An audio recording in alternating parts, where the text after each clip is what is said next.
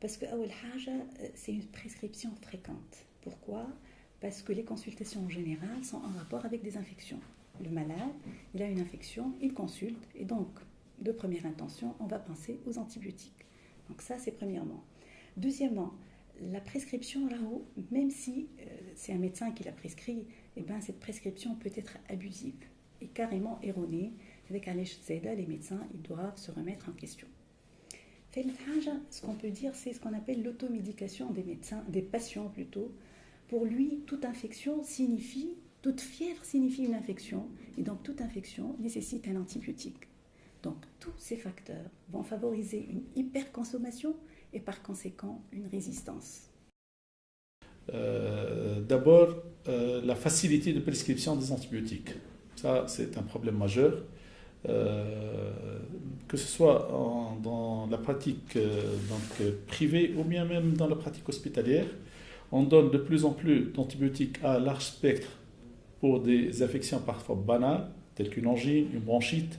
En orthopédie, pour un panari, parfois on donne des céphalosporines troisième génération alors que c'est très grave. Les interventions sont de plus en plus sophistiquées et les blocs opératoires parfois ne sont pas...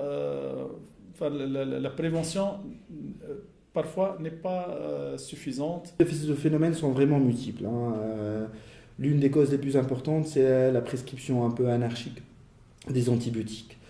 Ces antibiotiques sont prescrits à des doses insuffisantes ou alors surtout des durées insuffisantes, ce qui fait que les malades deviennent porteurs de germes multirésistants.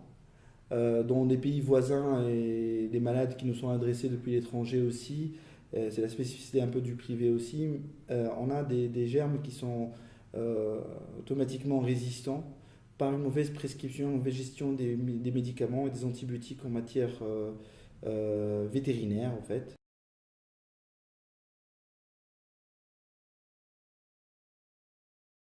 Moi, sur le plan pratique, je fais mon diagnostic clinique d'une infection. Ensuite, je vais chercher l'antibiotique dans la probabilité de son efficacité et aux alentours de 80%. À peu près 80%, je me dis, là, je suis devant un pari. Ce pari doit gagner, vu qu'on parle cette fois-ci d'antibiotiques. Bon, l'antibiotique, je vais le prescrire en fonction du spectre, de la famille des antibiotiques, des résistances, du terrain, du coût et de la gravité de la maladie. Ceci premièrement. Deuxièmement, je vais penser à donner plutôt une monothérapie, c'est-à-dire un antibiotique à kahal. Pourquoi? Parce que ceci va nous éviter les interactions entre les antibiotiques, c'est à moindre coût, et surtout éviter la résistance des antibiotiques.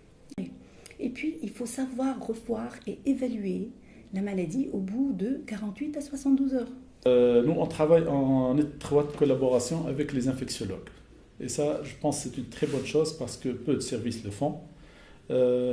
Chaque fois qu'on a une infection, surtout des malades qui sont opérés, d'abord, c'est très important d'avoir un gel. Donc, jamais prescrire d'antibiotiques avant de faire des prélèvements, avant de faire des hémocultures, avant de faire un bilan complet. Énormément d'infections qui sont traitées sans prélèvement préalable. Et donc, on est en train de traiter par des antibiotiques à large spectre et on se retrouve ainsi à induire nous-mêmes des résistances. Alors, il y a les malades qui posent problème, les malades qui doivent être hospitalisés.